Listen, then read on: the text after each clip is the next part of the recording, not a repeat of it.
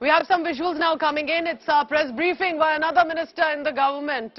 Hardeep Puri is currently conducting this briefing on Rahul Gandhi blistering attacks one by one. Take your time to highlight how the Treaty of Rome started with 6 countries and others, how the first union was European Coal Community, European Coal and Steel Community.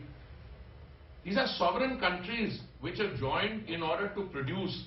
At the end of the day, some European Union came into being, and I don't want to take your time to highlight how the Treaty of Rome started with 6 countries and others, how the first union was European Coal Community, European Coal and Steel Community.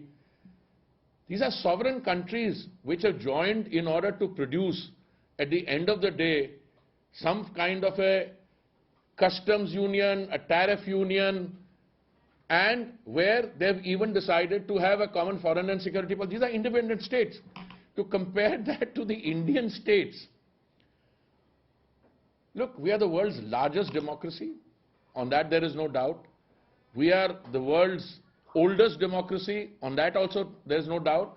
But for Mr. Gandhi to go to the United Kingdom and say, in India, Indian democracy is facing an attack on the basic structure. What is the basic structure of a democracy?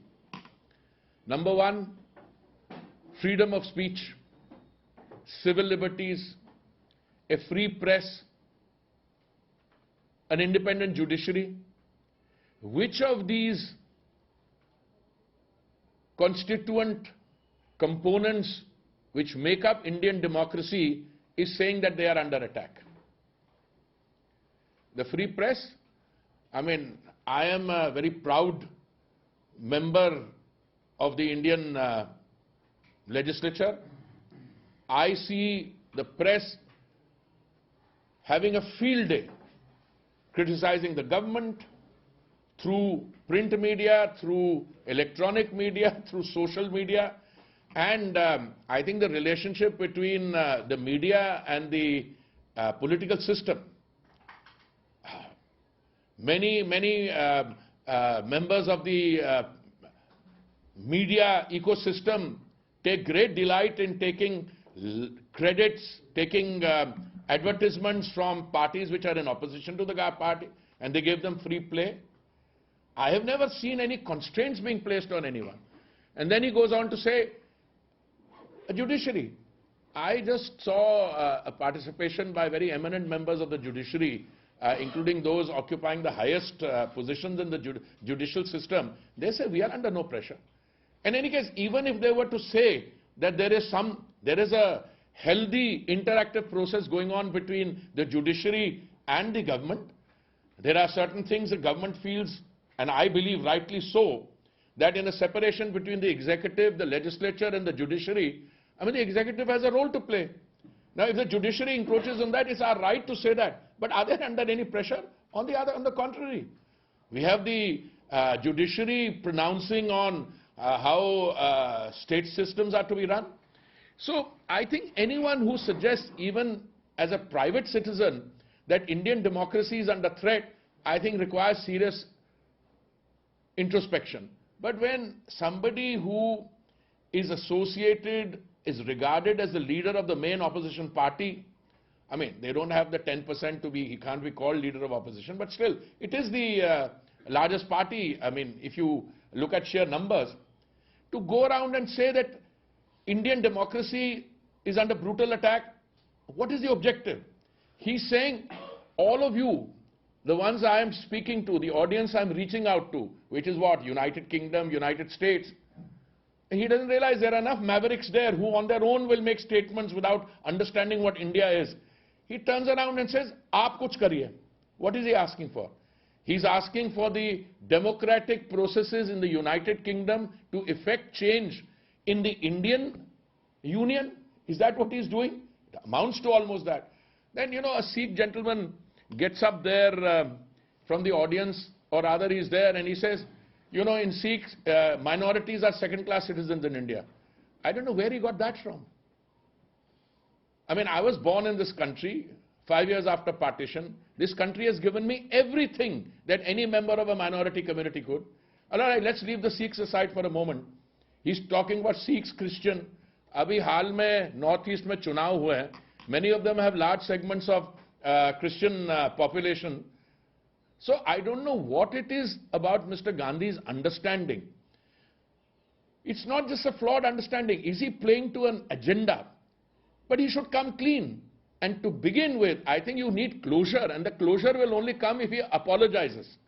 And he should apologize categorically, unequivocally. An apology doesn't come in the form of, "Oh, मैंने ये नहीं कहा, मेरे आपने ये समझ लिया, मैं कह कुछ और रहा था," etc., etc. Let me also. He made another comment, which I think it was during an interactive process. Somewhere he said that at the core of the BJP ideology is cowardice. I don't know what he was implying to say, or what he was trying to say. I mean, we have a situation on our hands where India today has moved from 2014, when we were the 9th largest economy, to being the 5th largest economy now. And we've enjoyed it because we replaced a country which was 190 years, subjecting us to colonial dominance. We are going to very soon to be the 4th largest economy. We have a country in which if you saw the Honorable Prime Minister's reeling off some basic statistics at the India Today conclave, what did you see? India is a success story in every form. Some time ago, somebody produced some report here and there and said, do this, and the talk of regulatory oversight. Where are banks failing? I'm not going into that sector, but if you cannot draw pride and a sense of satisfaction from the successes of our people, look at what he says about China. I mean, I am very clear that he's entitled to his view, but one of the things which he is fascinated by is the BRI, the Belt Road Initiative of China, and he hails that as a visionary, step. Does he realize that this BRI process here goes through the China-Pakistan Economic Corridor, which is CPEC, which is Pakistan-occupied Kashmir? Does he realize that? That is Indian. I mean, if he aspires to leadership in India, he should at least know what is Indian territory. Several other things he said. But what gets which I am completely surprised about, is his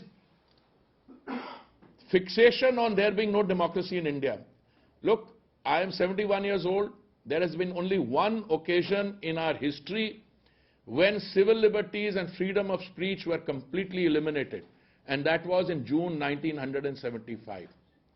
After that, I don't think we have gone down that road. What is democracy? Whether you are a union of states, I want to use his words and the Constitution's word, it's a relationship between the center and the states. On how many occasions did a Congress government at the center invoke Article 356 in order to suspend and dismiss legitimately elected state governments? Most of you are aware of the figure.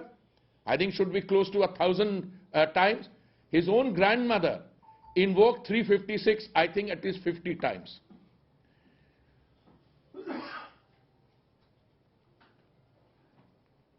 This gentleman took an oath as a member of parliament, and that oath has some very clear language in it.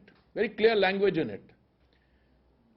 I find his personal attacks require at least two comments. One, what has his party been associated with? I cited to you 1975, the imposition of the emergency, but there's another one I want to cite to you, where in the year 2009, Section 66A was inserted in the Indian Information Technology Act by the Manmohan Singh government, threatening citizens with punishment for sending messages and mails. 1975 की बात कर रहा हूं, और उसके बाद 2009 तक मैं लाया हूं आपको. और जब इन्होंने सेक्शन 66A इंसर्ट करने की कोशिश की, this was struck down by the Supreme Court in 2015 in the famous Shreya Singhal case. So here you're talking about democracy being in threat when your own family history, what you have done in the Congress party in terms of suspending civil liberties, curtailing freedom of speech in 1975. Now I could go on, etc. Baki, you take the other examples. A journalist from a prominent channel is bullied into submission when his party was in power in Maharashtra. I have so many other examples, but I'm going to stop here because mujhe lagta hai we have a time this thing, and you have many other stories to comment. Also, if you have any questions, I'm always happy. Will Parliament functions and will you avail this press for? This is absolutely a call that he has to make. He should apologize unambiguously, because you know he goes and has a press. मैंने ये नहीं कहा था, मैंने वो नहीं कहा था, इसकी अरे भाई say मेरे से गलती हो गई, I apologize. I think from my understanding is that will pave the way and facilitate a functioning of Parliament. It doesn't, because Congress is very much adamant. Congress is saying what he has said has absolutely nothing. It's not wrong at all. What he said is not wrong. Yes, this is what the Congress. I mean, I gave you many things which I have picked up from his wisdom which he has espoused in the UK. Which of this is correct? And by the way, I think his tutor also needs to provide a qualification. Somewhere he said, unfortunately for me, that I am a member of Parliament. So there was a gentleman sitting next to him who sometimes behaves as his tutor. He said, don't say for me, for you. Now, I am a member of Parliament. I'm very proud to be a member of Parliament. I have had a life earlier also. I brought great professional satisfaction from that life. But you feel unfortunate that you're a member of Parliament? Shouldn't be that fortunately, because of my family history, I'm also a member of Parliament. I don't know what he was trying to say. Now, Parliament's functioning, if he thinks unfortunately that for him that he's a member of Parliament, or unfortunately, as the other gentleman said, for you that I'm a member of Parliament, pata nahi, I don't know. I think we should get a clarification on who's fortunate or who's unfortunate. But these kinds of antics are very unfortunate for Parliament, that you have people like this who claim to be associated with a history, with a contribution to the independence of India, and then go and make these absurd statements. Mamta Banerjee has said that BJP wants to make Rahul Gandhi a leader. They want to keep Rahul Gandhi at center stage because it suits BJP. In fact, she also says that Rahul Gandhi is Narendra Modi's biggest TR. देखिए, मैंने भी वो ममता जी की statement देखी है, पर मैंने उनको उन सुर्खियों में देखी है statement. I have not seen the full statement, so I can't. But there are other people who are saying that political parties should draw up their assets and liabilities list. And all I can say is, I don't think Rahul Gandhi makes these statements after consulting us. When he goes to the UK, I don't think he was in touch with any one of us. In fact, he has decided to make a statement whether he wants to be, whose TRP ratings are being affected. There's a counterpoint of view that when he makes a statement like this, he gets a lot of oxygen. I mean, after all, this is a lovely morning and I'm beginning to spend a time with you before giving you a cup of tea, but which will also come. But so I think these are questions which Mr. Gandhi has to offer. Now, is the opposition all in one? I mean, look, the citizens of India are very mature. The ones which come into Parliament have absolute, experience, the wealth of experience, wealth of wisdom. Not many people would want to associate with this. But for anyone to suggest that he's doing it at our bidding, that I'm afraid I will have to take issue with that. I mean, if somebody makes a statement and at the end of the day, I have to call you in the morning and request you, etc., and I'm actually taken the thing. He's spoken against the minorities, he has spoken against Indian democracy, he's spoken against the basic structure, he's spoken against you all, against the press, that you are not free. Arey, aap subah se lekar raat tak to you write what? And if it comes to the narrative, who introduced the discourse on a shrill negative narrative? Do you want me to give you a history? Kahan se ye shuru hua tha? Maut ke saudagar, ye wo, all this started. This is this gentleman's calling. And as I said, unless he apologizes, at least my advice to my party would be, he has to unambiguously apologize. Sir, you are saying that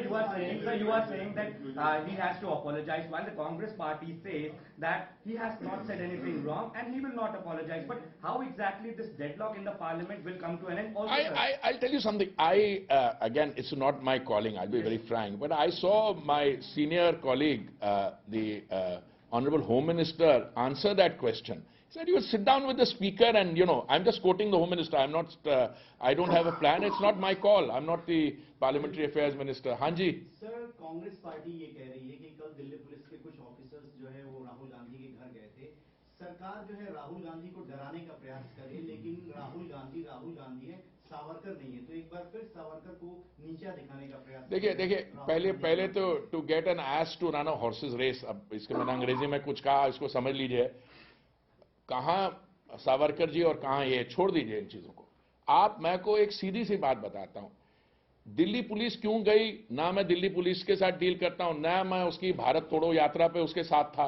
पर आपको मैं एक चीज बताता हूं. He made some statement that some women had come to him and said that they had been sexually assaulted or even used a stronger word than that. Now, if you understand our laws, my understanding for a long time has been that this is a very serious charge.